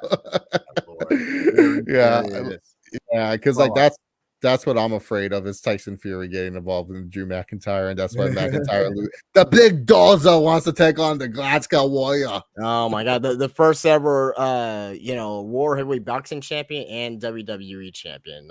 Just fuck it. Anthony, go ahead. Who's Roman losing to? If you had a bold prediction, you just have to give one name. Who's he losing to? I think Drew's an easy pick because that to me is like I won't be surprised if he loses there. I think Seth would have been a great, and I would love to see Seth take the title off him. That's why I wanted him to win Money in the Bank. Like he could have done it so well. He could have cashed in. Well, like even SummerSlam. If you want to do that SummerSlam, you could do the identical cash in that they did at WrestleMania. And people would still go crazy for that. I'd love to see Seth. But I think it's going to be Drew in September. Amir says bonus points if Steph takes away the streak of taking away people's first names. Yeah, give people their full names, man. Like, what is this theory? Wait, theory still comes out to A-Town. Like, there's no A-Town. There's no A in your name, bro. It's just theory now. It's only because he's from Atlanta. That's the only thing that you can tie that back to. Here's the thing. Like Cesaro from Antonio Cesaro, I actually like that. Austin Theory to Theory, like Theory's a terrible ring name. Like Matt Riddle to Riddle, like yeah, especially because like Matt Riddle, like you Google his name and it's like, oh shit, this guy was a UFC fighter, and fun fact, beat John Jones in a wrestling match. I mean, come on, like you beat the greatest UFC fighter of all time. Like that's something to brag about. But yeah, I feel like if Roman's gonna lose to someone, so there was a spoiler that people thought was a spoiler. Brock Lesnar got a new WWE Ultimate figure, and in that Ultimate figure, they put the blue Universal title. The packaging did not say if this was celebrating a moment of time, but WWE Ultimates are normally them celebrating moments. But I believe that blue Universal title figure is just there. You can change the side plates and stuff like that. So yeah, I don't think don't look too deep into that. I don't think Brock Lesnar's winning at SummerSlam. Brock winning the final battle against Roman Reigns would be the stupidest thing this company has ever done, and I'm here for it. I'm here for the stupidity. I'm gonna be there live. I'm there live. I'm gonna be drunk, and I'm just not gonna understand that Brock Lesnar is once again the undisputed Universal Champion. But fuck it, that's what they want to do. Go for it. Especially if that Roman doesn't want to travel to Europe. Why does the tribal chief need to go to Europe? He doesn't need to go there. I mean, travel restrictions are getting crazier again. COVID's getting crazy again. Guess Brock Lesnar's winning again. No. Hey, I made bold predictions before that are crazy. Like I was here. I said Goldberg was going to kill Brock Lesnar at Survivor Series. People called me a madman. But guess who was the right man? Me.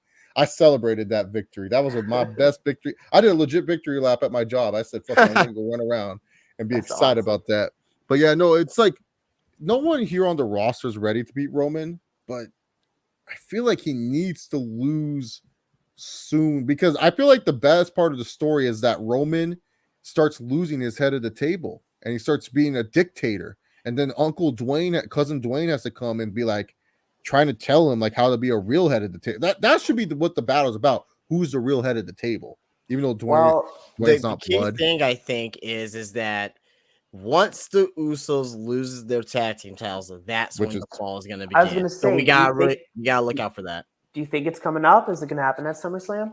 I think with the Street Profits, no, because they're going to break them up, and Montez or Angelo is going to go heel or whatever. Well, Justin, you thought that would happen in NXT, but look who won the women's tag titles. Yeah, but she turned heel the next week, so I was correct. You know what? I think Jeff Jarrett, just like Sami Zayn, will become an honorary Uso. God, man. He has to build up that. Does he come out to my world? Probably not, but wouldn't that be great? You got look. I understand Jeff Jarrett's WWE theme. I love his WWF theme. The TNA theme is Jeff Jarrett to me. That's when Jeff Jarrett became Jeff Jarrett. Like slap. That's when he became the man. I need those stupid ass sirens. I need the wee you. I need that. Or do you we got a hardcore country cowboy? We got hardcore country this year. Yeah, we did get hardcore country this year, but do you think that Jeff Jarrett will come out to cowboy? Because Kid Rock, maybe. We'll see. I mean, that'll be fine. I'll accept that because I think Jeff Jarrett will be an honorary Oos by the end of SummerSlam. I think he's gonna. Sami Zayn's gonna feel betrayed. He's gonna be like, I thought this was us. I mean, no one thought, me and you guys were. What happened? Like Sami Zayn's gonna be crazy about that. So I would say that. So time to bring back the King of the Mountain, baby. But no, I feel like, like Justin said, the Street Profits should, but it's too soon for the fall. You gotta make the fall November because like the thing is, unless Dwayne is coming out, because like here's my prediction. I felt for sure Cody was going to become Money in the Bank, but I felt that like after SummerSlam when Roman beats whoever he beat, I felt Dwayne was going to come out, rock bottom him, and then we were going to hear Cody. Cody goes, wins one of the titles. Roman Reigns starts to have his downfall and stuff like that. And Roman Reigns, he takes vacations anyways. He's not on TV anyway, so even though he's defended his title more than CM Punk, he's actually wrestled more than CM Punk since Punk become world champion. Crazy, man. I'm just saying. But, I mean, he's wrestling this Monday. I mean, Roman Reigns does not have to wrestle. What if he gets injured? What if he gets injured before SummerSlam? Losing Brock Lesnar is one thing.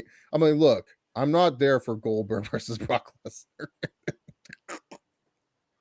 No. But, yeah. So, Roman Reigns, keep him safe, guys. No stupid shit, especially you, Riddle. No stupid shit. Keep him safe. Don't kick him in the nuts, and Yeah. Well, what if he bursts his nuts? This is a real injury that could happen. That'll be you can get to keep this one, a ball buster. Anthony, you're not laughing. Yeah, I know. Anthony doesn't understand his sense of humor. Anthony, quick. I don't know why I'm going to ask Anthony this question, but I'm going to do it. Anthony, quick Ring of Honor prediction. Death before dishonor. Yeah, quick predictions. I want your quick let me say it first. Not my ROH. I just want quick predictions, bro. I'm just gonna the main matches. All we care about is the world title, and Jonathan Gresham is not a guy Tony Khan's gonna keep around. So they're gonna throw the title on Cesaro. They're gonna throw the title on Cesaro. He's all elite. Claudio? Cesaro. And now Cesaro's gonna have the title. Isn't even like some tag team with like Daniel Bryan? No, with John Moxley, right? So like they'll both be the world champions. Yeah, Blackpool Combat. With Regal, William Regal. You didn't even let me name them. I was black and gold. Okay, name the matches, Chase. I'll tell you what I think. Just the main matches, not everything. I don't expect you to know some of these people. The ROH Pure title, Daniel Garcia versus champion Wheeler Yuta. Who's winning that one, Anthony? I couldn't even tell you what either of those guys look like. So I guess the champion retains. Okay. I think you've seen them before. ROH TV title, Samoa Joe versus Jay Lethal, 17 years in the making. This should have been like for the NXT championship, but I guess we'll take the ROH TV title. I like Jay Lethal. I feel like this guy should get the title. Okay. ROH World Championship, you're set on Claudio winning and becoming a world champion. Cesaro will be the world champion. I personally would have given it Adam Cole for a fourth time. Let him show how great, because they're obviously not giving him the other company world title. He almost said it. so just give him the ROH title. What about the tag team title match? That was my next match that I was going to ask. Okay. Yeah, ROH tag team titles. FTR versus the Briscoes, 2 out of 3 falls. Well, they'll probably let FTR win it in 2 falls, and then you'll never see the Briscoes in ROH anymore because Tony Khan doesn't like them. No, they're signed. They're signed full No time. way. Yeah, They're actually signed? Yeah, they just signed, this week. Really? Okay. Yeah. Well, they've won it like 12 times. They don't need a 13th. I thought he was going to change his opinion. He's like, no. Well, I feel like it's, obviously like they have transitional champions right now for their tag titles till FTR wins those 2, so they have like 10 tag team titles at a time. So they're the best tag team in the world. They deserve it. 7-star FTR. They're very okay. They're What okay. did you think of the Revival? They made Gargano and Ciampa. I'm sorry. I don't want to sit around for 20 minutes before their match gets good.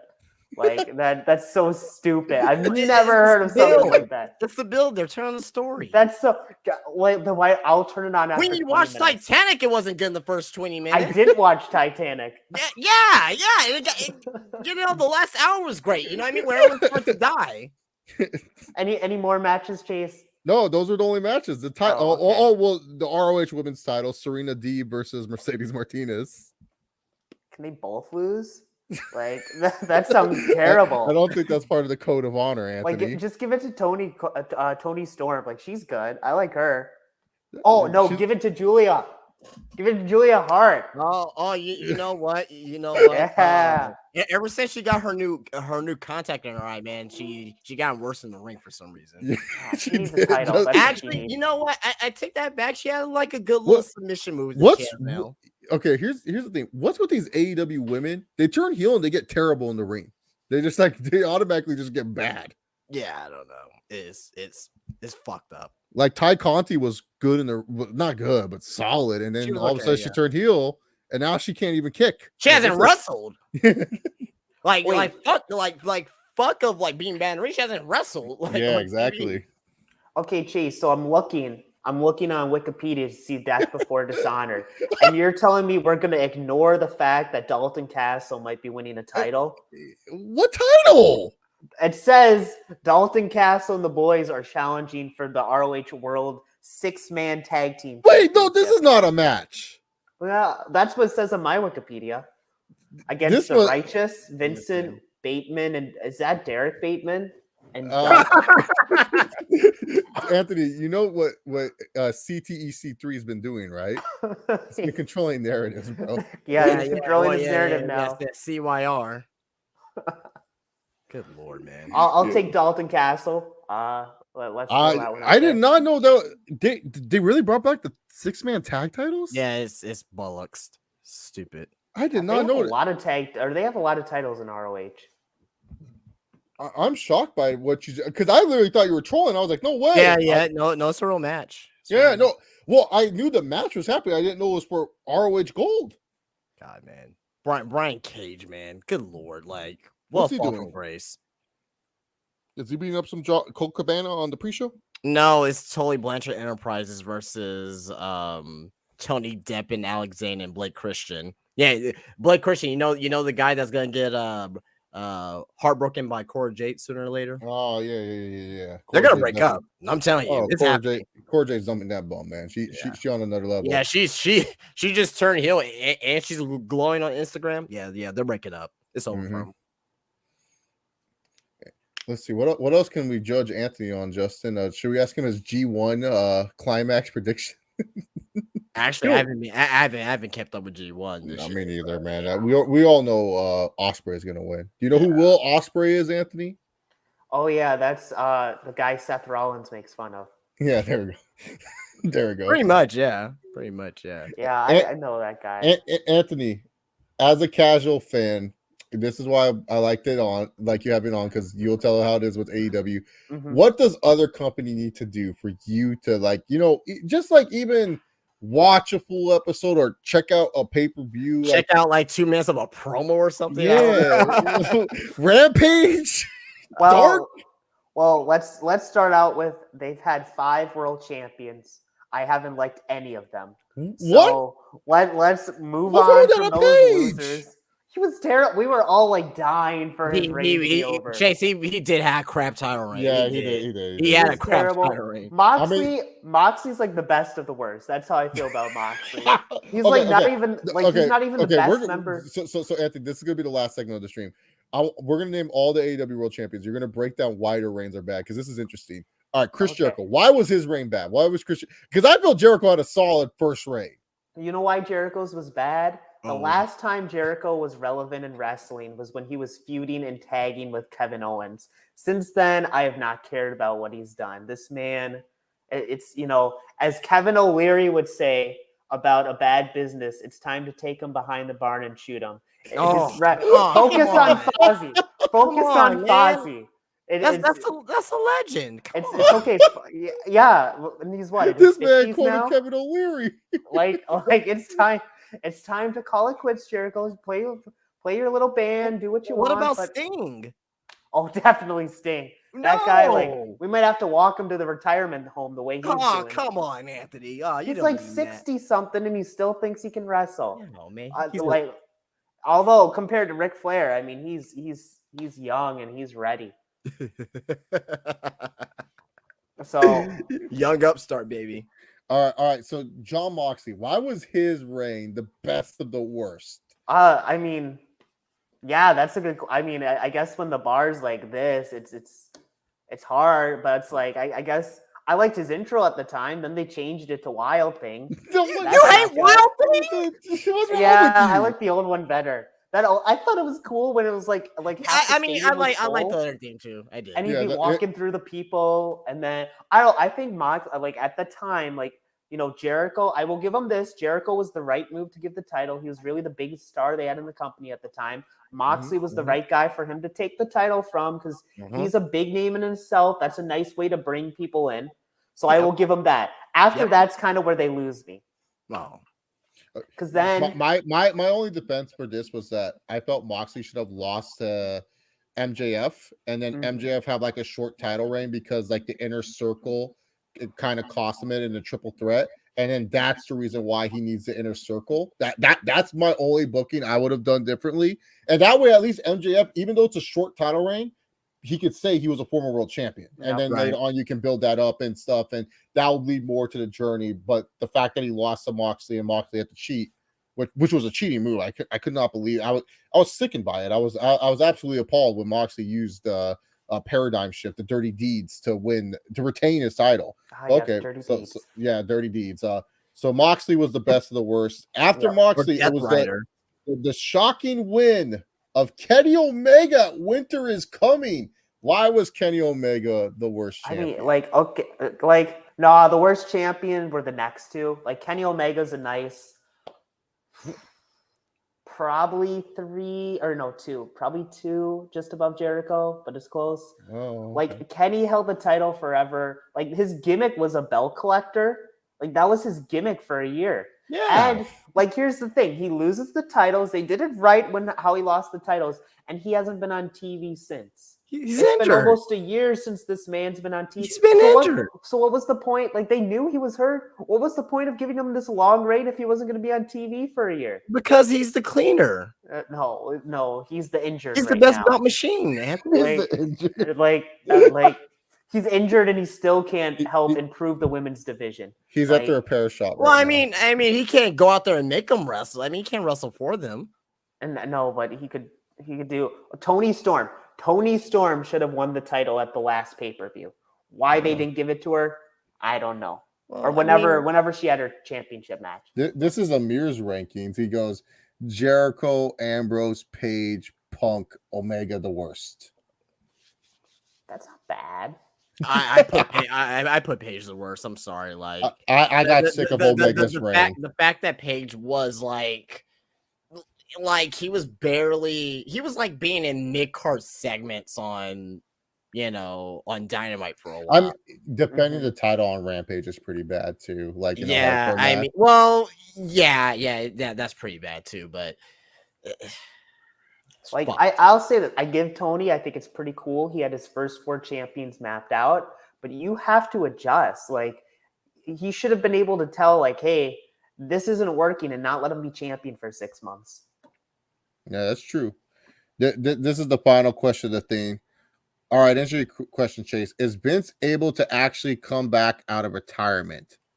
So here's the thing: he can't because of his B-side stocks. It would be so.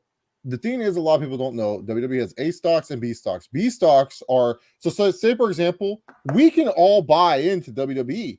Those are A stocks.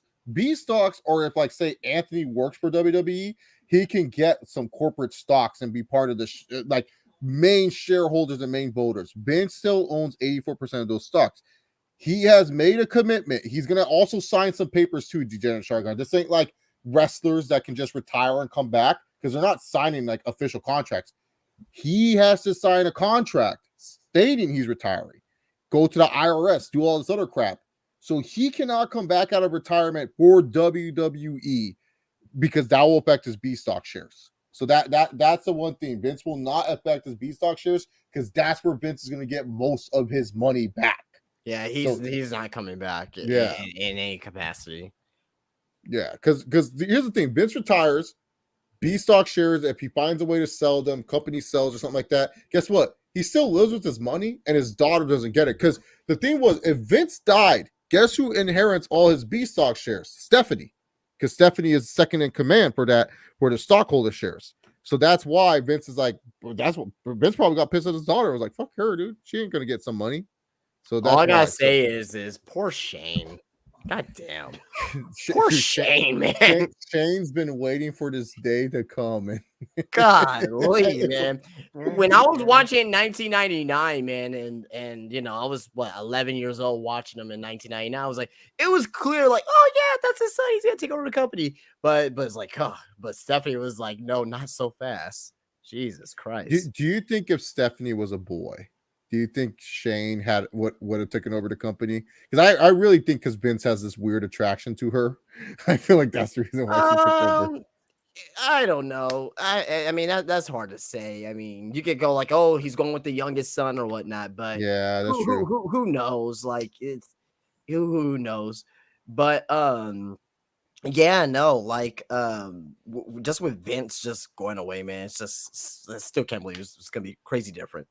Yeah, like man, dude, it's just like crazy. It's just like something we never thought we're really part of wrestling history here. 2022 is probably one of the craziest years in wrestling in the past like 20 years. Like if you think of everything that's been happening since January, okay, it's been nuts, 100%.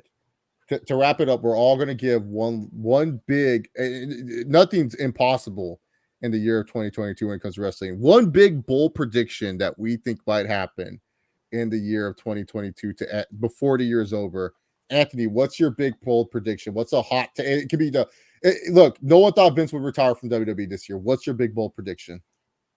Well, I feel like Roman losing the title is just kind of that's not a prediction. I'm talking about something crazy like, my prediction, for example. John Cena will debut in AEW before the year's over. That's a bold prediction. Like bold. Like see how the face you gave when I said that? You look pissed. That's what I when you say yours, I want to be like, what the fuck? That's a bold prediction. A bold, well, like I want to say like Miz wins the WWE title, but that's kind of like a prediction. Okay, yeah, that's bold, but like it's boring. I want to give me something spicy, bro. Man, you can say AEW goes under. No, I wish, but no. Or you can say I become an AEW fan. Yeah, that's a bold prediction. Oh, maybe I watched NXT 2.0 again. That's like a bold prediction there. But okay. I don't know, Chase. I'll think on it in a minute. Yeah, so I got John Cena going to AEW. That's my bold prediction. Look, has a show on Warner, talking to Warner executives. Vince is no longer in charge. John Cena loves the WWE universe, but maybe he'll love the AEW universe just as much. Could you just imagine John Cena? Oh my God, that would break the internet. Oh, Justin, man, what's your bold prediction? And his theme song will be like a little different. It's gonna be No, it's gonna be like a different song from that album. It's gonna be like "Chain Gang is the Click" or something. Oh, so, yeah. What if it all ended tomorrow? Time's running out. No time to the bar. I was like, what? John Cena. Justin, what's your bold prediction that you just feel like, look, it may not happen, but if it does, you're like, oh shit, I can take claim. I got an easy one for you guys. It may not. I don't think it's gonna happen this year. It may happen next year. If the things that we're gonna see actually happen in the final couple weeks of 2022, we will see AEW and WWE joint together in a working relationship. I like that. See, that's a good one. I like that one. Yeah. More believable than mine, but it's still bold where it's like, Yeah. this shit could actually happen. How about this? Dynamite does not break 1 million viewers the rest of the year. Oh, okay. Okay, Oh, that's fine. That's fine. Yeah. Next week, 1 million. Yeah, next week the Dynamite gets 1 million. You know, my other bold prediction was WWE finally buys Impact Wrestling. They just say, fuck it. We just want this stupid property. And Jeff Jarrett becomes owner again. Yeah, you see what I'm thinking, Justin. All my logic and thinking when it comes to WWE right now, just think of Triple H, Jeff Jarrett, and Cody. How does it benefit those three? That's it. That's the three future. And my thinking when it comes to AEW is how can we get Sting the world title? Because that's all I want. I just want Sting as a world champion. Yeah, I agree. 100%. Sting. Definitely not. Why don't you want Sting as world champion? He's better than anyone else you can name. No, Adam Cole's right there. Like I like Amir's becomes world champion. Oh, that's a good one, Amir. Rampage gets moved to YouTube. I like that. That's not a bad idea, actually. Yeah. CM Punk returning to WWE by early next year. That's a good one. I like that. Another one that can actually happen and probably not happen for a couple of years is that Raw goes back to 2 hours. I think and especially if NBC buys them, I think NBC will be like, we're already making money off you guys anyways. Yeah, it needs to go back to 2 hours. It doesn't need to be 3 hours anymore. It's been 3 hours for 10 years now. Yeah. That's wow. Nitro in the late 90s, they were 3 hours for maybe about a year for 3 hours, and they're like, no, this is so stupid. Let's go back to 2 hours. I think like during the Spike TV days, they were like 3 hours for like 1 month. They did like a 3 hour thing for like 1 month just to test it, and it was terrible. Didn't they do that? And remember when WWE they used to do 3 hour specials like every now and then, right? Mm-hmm. Yeah. So it's okay if they do that, but like, man, every fucking week. You know, they used to name them differently too, kind of like another company we watched, Justin, on every Wednesday night. You know. Yeah. Okay. They do those like the special episodes at this point are a regular one because they don't happen much. It's like Fighter Fest. They can't even spell fighter right. And then that's so dumb. Anthony, you know what they're trying to reference with Fighter Fest, right? I don't know, but it's probably dumb. Have you heard of Friar Fest? I don't know if I have. Okay, yeah, it was this whole it made fun. There's an influencer get together that ended up being a total disaster. You would actually like the documentary; it's actually really good. But yeah, check that out. But yeah, no, that's what they're referencing. But yeah, you're right; they can't spell fighter. Okay, Anthony, what's your favorite AEW tagline? Winter is coming, beach break, Fighter Fest, blood and guts. Blood and guts, yeah. What else do they have? They had they're gonna have Quake by the Lake coming. Oh, Quake by the Lake. Minnesota. No. What I know there's Battle of the Belts. I'm like that's okay. Yeah. Everything else you've named is bad. Let me see. Winter is coming. Yeah, winter's coming. Yeah. Yeah. When's the last time you came? No, that's what I say to my coworkers when it's October. I'm like, winter's coming. You have your winter jacket ready? Like, and they name a show after that? Yeah, it's AEW Winter is coming. Battle of the Belts. I don't see New Year's Slam. Yeah, New Year's Slam, Grand Slam. New Year's AEW Grand Slam for they're not in the baseball field, they're in the tennis field. But I like Day One better. Huh? I like Day One better. I like the Great American Bash better. Good Lord, man! I like Day One better. Yeah, day one's better. That's a show. That's a show. Maybe Roman loses the title on day one. What a way to start 2023. Yeah. Huh? On a Monday. Oh yeah. Oh hey. Oh, it's a Monday this year? Yeah. Yeah. Are they gonna do like Raw and a pay-per-view that day? I don't know. That's the thing. Yeah, because like they talked about how they want day one to happen on day one. I think what they could do, they could probably do like a Monday Night Raw, because we're gonna be like everyone's gonna be off for work that day. They could probably do like a Monday Night Raw like early in the day, like a 1 hour special or something like that. And then do day one, or maybe do it like as like a I don't know if you can. Well, you guys are younger than me, obviously, right? But how they used to do like the Sunday Night Heat, how they used to do Sunday Night Heat, and they do it like an hour before the pay-per-view. You do something like that. That's good. That's a good idea. Oh, maybe it's a leap year. Maybe day one's on a Tuesday. Yeah, I don't know. Yeah, so we'll figure it out. Anthony, last thing. Favorite AEW pay-per-view name? Full Gear, All Out. Double he just looks so disappointed. No, double or nothing, or what's the other one they have, Justin? There's one more. Revolution. Yeah. Man, I guess Revolution. Honestly, they aren't like that's the thing. Like, okay, Slammiversary. No, Bound for Glory is the big one for Impact, right? Right. Yeah. Like I'm like, okay, that's okay. What are some other companies' big ones? WrestleMania, I think, is a solid name. Triple Mania. Wrestle Kingdom. Star King. I like that. That's okay. But what's their big one? This company? The other company? It's probably All Out. Yeah, that's a pretty bad. That's a pretty bad name for your big pay-per-view. Bound for Glory is like the same. Whatever. No, Bound for Glory is like, wow, we are bound for glory, you guys. Like, but how about we're going all out? No. Especially like you got to give Cody credit. He's the one that did All In. They're like, well, let's just flip it around. Like, thanks again, Cody. They had to flip it around because ROH owned whatever. Anthony will be on my channels when football season starts. He's gonna have terrible takes about the Vikings, and then also he's going to share. And he's gonna be on every AEW predictions I do, guys, because I want Anthony's great. Yeah. They do only 4 pay-per-views. You can force yourself to. Oh wait, but Brandon says they have filler shows, so hopefully none of these are fillers. Just pay-per-views. Pay-per-views. The ones that you have to pay for. They're 4 September. Oh well, no, now they have Forbidden Door, but I don't expect you for that. Wait, don't they have a pay-per-view the same weekend as Clash at the Castle or whatever it's called? Yeah, it's on. I think that's priority number 1. I think it's on the same day. We're not gonna do the predictions when the pay-per-view is going on, when Clash of Castle is going on. Yeah, we're just saying you're gonna come on for AEW prediction. You can come on for WWE prediction, but I like your AEW takes better. We can barely get this guy to watch. Like, what?